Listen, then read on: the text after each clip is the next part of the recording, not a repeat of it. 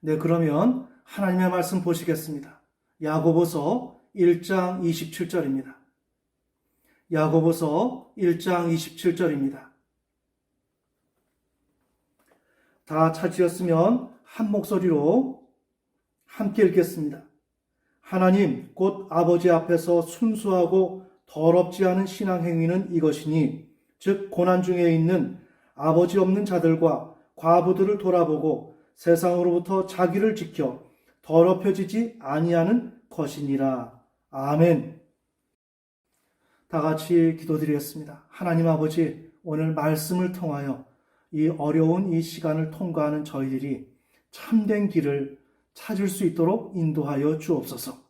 모든 것에 항상 감사드리오며 예수님의 이름으로 기도드렸습니다. 아멘. 네, 우리는 매우 어려운 시간을 통과하고 있습니다. 이런 시점에 우리가 지난주에 시편 91편을 통해서 우리가 하나님을 신뢰하면 하나님께서 우리 주 예수 그리스도를 통해서 은밀한 곳을 제공해 주시고 그로 말미암아 우리가 구원을 얻을 수 있다라고 말씀하셨습니다. 그런데 우리의 신앙이라는 것이 이런 어려움을 경험할 때 그 어려움을 피하고 모면하는 것으로 끝난다면 과연 그것이 신앙일까? 성경도 과연 그것으로 모든 것을 대신하고 있는 것일까? 그래서 이번 시간은 환난과 신앙이라는 제목으로 이런 환난 가운데서 우리 신자가 좀 더 적극적이고 참된 신앙을 할 수 있는 방안이 무엇이고 그러한 길이 무엇인지를 함께 살펴보는 시간을 갖겠습니다. 네, 우한폐렴은 성경적으로 말하면 역병입니다. 그래서 역병은 하나님의 말씀의 일종으로서 하나님과 별도의 신적 실제입니다. 그렇다면 하나님의 말씀과 그 역병은 어떤 차이가 있을까요?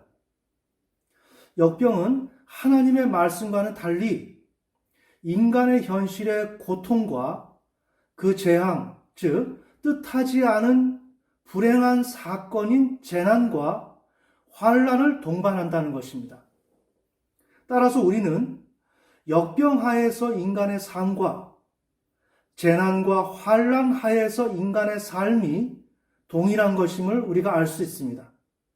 바로 이런 이유 때문에 성경에서는 역병과 역병으로 인해 주어지는 인간의 현실인 환난을 동의어로 사용하고 있습니다. 그렇다면 역병을 통한 고통 속에서 신자가 당연히 해야 할 적극적인 태도가 무엇인지를 우리가 살펴보려고 한다면 환난 속에서 신자가 취해야 할 태도가 무엇인지를 살펴보면 될 것입니다. 그 일을 위해서 우리는 환난의 특징을 먼저 알아야 합니다. 환난은 과연 어떠한 특징을 지니고 있는지 그 사실에 대해서 알 필요가 있습니다. 환난은 의인과 악인 모두에게 임합니다.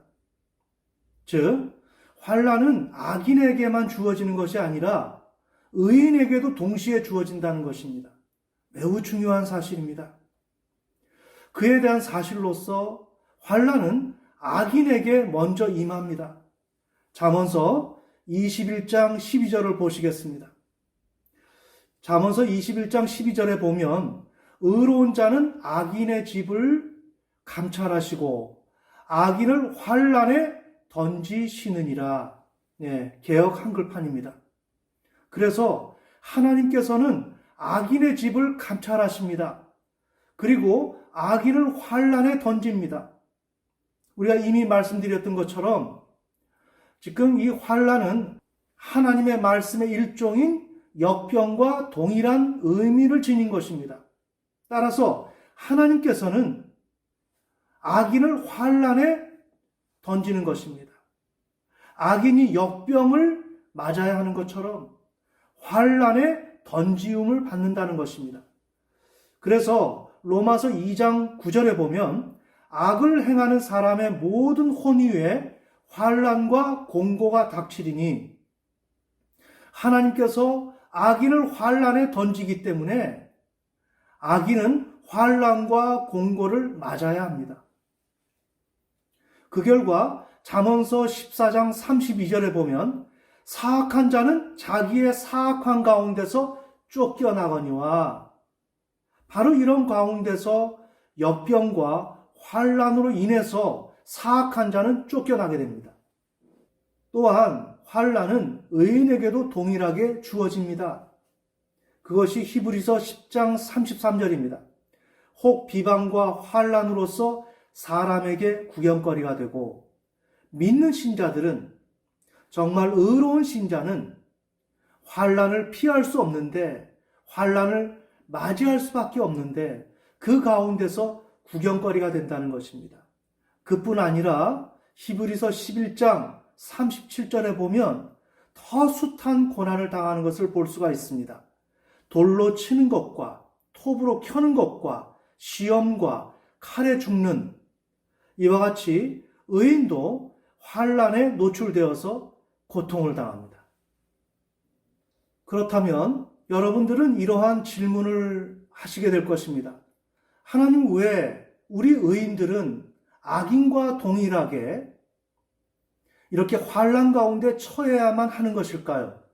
그러나 그것은 우리 인간의 입장에 봤을 때는 그렇지만 하나님의 입장에서 우리가 생각한다면 그런 질문을 해서는 안 됩니다. 우리는 변함없이 그러한 상황 속에서도 의로운 삶을 살아야 되고 이 환란에서 우리를 건져달라고 하나님 앞에 간구를 해야 됩니다. 이것이 바로 환란 속의 신자가 해야 할 일입니다. 아멘.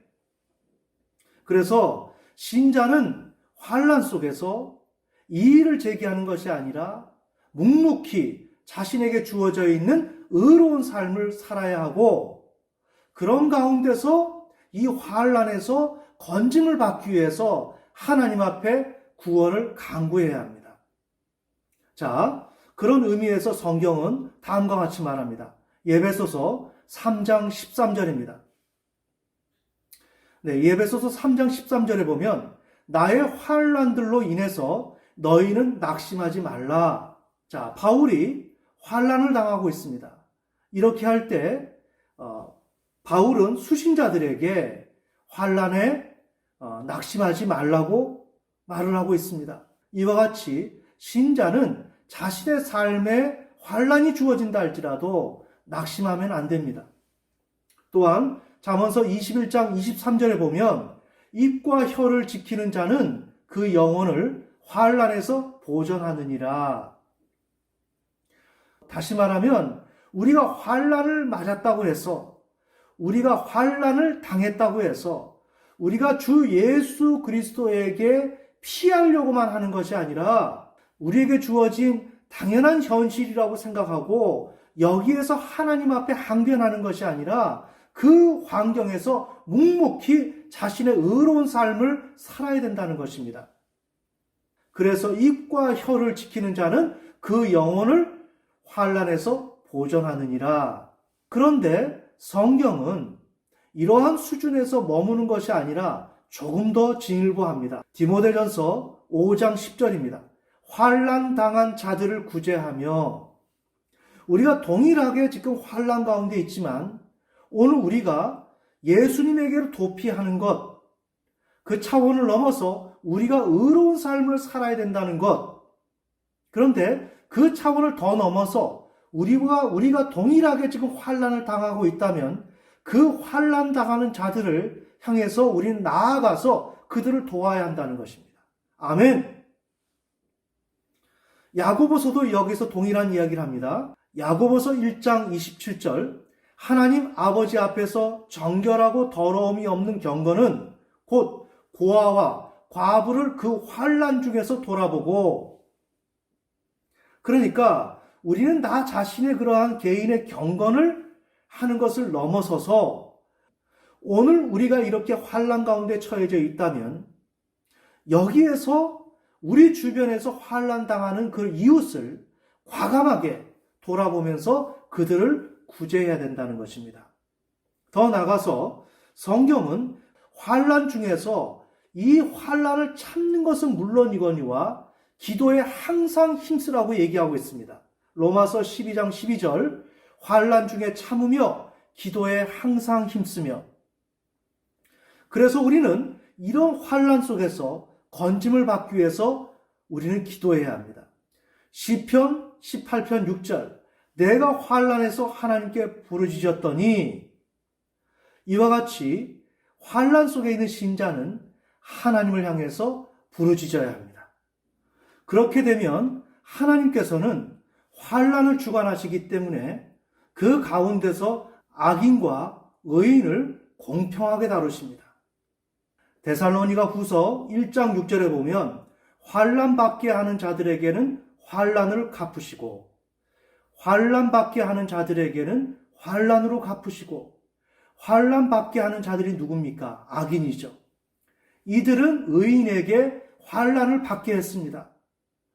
그래서 하나님은 그 악인들에게 그 환난으로 갚아주신다는 것입니다.